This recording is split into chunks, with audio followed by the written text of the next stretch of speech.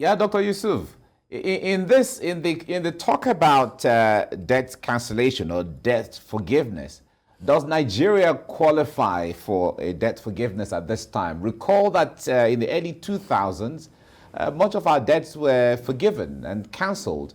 It didn't take long before we accumulated and even went beyond the threshold and even went far beyond where we were in the early 2000s.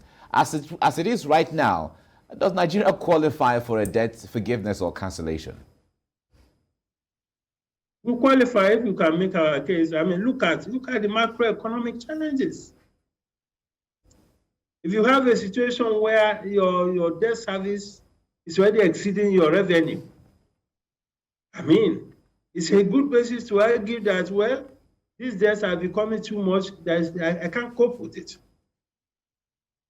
You know, I mean, if you can make a case, why not? Because if you find yourself in a financial crisis, whatever concession you can get, whatever window of concession you can get, you should try to get it so that you get some relief.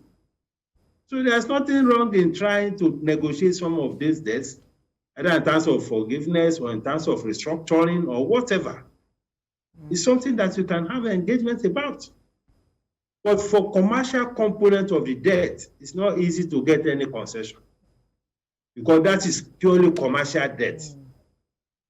You have floated a bond, people are subscribed to it, you can't go back and be telling stories. That cannot fly. The only area in which you can have some engagement or concession is on these bilateral debts or multilateral debts. That debts owed to between country to country, like the debt we owe to China, owe to some European countries, or bilateral debts with World Bank, ADB, and those are the areas where you can be having some serious discussion. But in terms of commercial debt, there's very little you can do. Then there's also the domestic component of the debt. That again, there's very little because, I mean, you have floated a federal government bond, people are subscribed, you can't go back and be negotiating that. So to say whether we can qualify, of course we can make a case. Why not? Because it's a very as difficult situation that we have found ourselves in. But of course, there's also a whole lot that we should do internally, just as I said, to look to cut on expenditure, because even if you are speaking to anybody about debt cancellation and they are hearing that your accountant general is being alleged to have done away with almost 100 billion or something, how will they take us seriously? They are hearing about stories about our oil theft. How will they take us seriously? So there are things that we need to fix internally. And in all of this, there are also implications for the economy. There are implications for investors. There are implications for the citizens. Perhaps you could shed light on that for us. Yes, of course. These things have serious macroeconomic implications. Because the more you have this kind of crisis where your revenue cannot cover your subsidy and your debt service, the more you borrow. And that's a vicious cycle.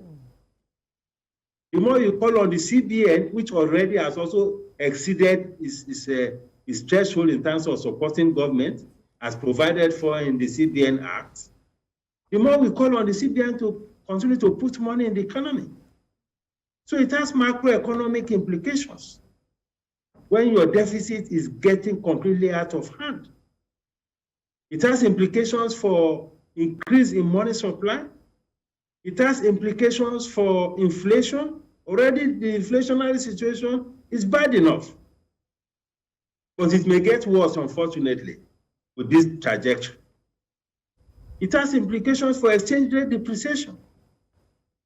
The currency is already extremely weak because of all these problems. I mean, all of us know what is happening to the naira-dollar exchange rates. With this trajectory, with this increasing deficit, increasing monetization or CBN financing of deficit, the exchange rate depreciation may get worse than what it is right now, which is also not a good thing. You know, and all of these things have implications for the welfare of the people. It has implications for production costs. It has implications for, all the challenges that businesses are facing. So if you are not careful, this situation may continue to get worse. So we need to be looking at how we can mitigate this so that the pains on the people, on the citizens will not be too much, because we cannot afford to continue to grapple with this high inflationary situation, high cases of high deficit, exchange rate depreciation, depletion of our reserves, and so on. Those things are not good at all. And also like creating a whole lot of reputational implication for the economy. Look at what is happening to the airlines. Right. The airlines are also suspending flights to Nigeria because we cannot meet their foreign exchange demands. Those things are not good for the image of the country. And like how do you attract investors? Like we've seen, Dr. Yusuf, this vicious cycle that you've also noted, it doesn't appear that the non-oil sector is immune to this, like the weak exchange rate, how things appear to be very, very unpredictable with our exchange rate and all these other factors. What would have been like a ready buffer, so to speak, with the non-oil sector, it doesn't appear to work. Or is there a way we can, still fall on the kind of comfort or so from the non-oil sector? Because people have said, why are we not even getting as much gains from the non-oil sector despite the investment up till now? Well, even the little revenue we are getting it from non-oil sector. I mean, company tax, VAT, and all of that. The report that the minister presented covering January to April, the non-oil sector performance was 84%. The oil sector performance was 49% of target.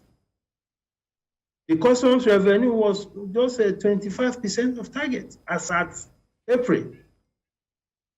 So the non-oil sector, the government is extracting as much as it can.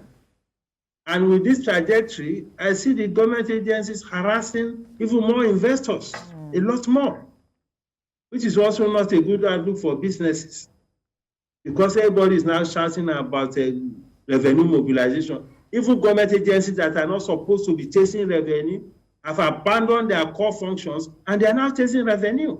Many of them are now harassing businesses up and down, particularly businesses that are already in the tax net.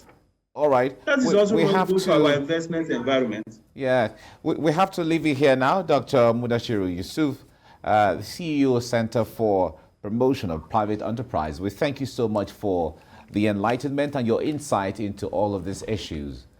Thank you. Thank you very much. Thank you, Dr. Thank you.